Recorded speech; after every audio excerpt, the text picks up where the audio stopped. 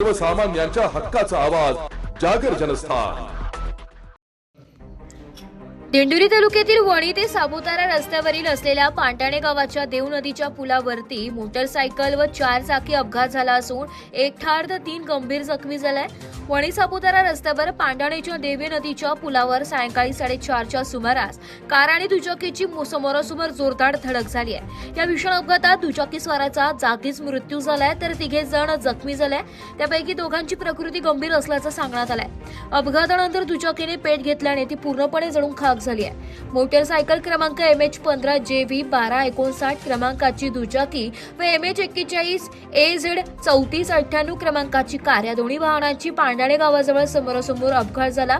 धडक एवढी जोरदार होती की अपघातात एकाचा जागीच मृत्यू झालाय तर सदर अपघात झाल्यानंतर पांडाणे येथील ग्रामस्थ व रस्त्याने जाणाऱ्या प्रवासी जखमींना त्वरित मदत करून त्यांना वणी ग्रामीण रुग्णालयात पाठवलंय।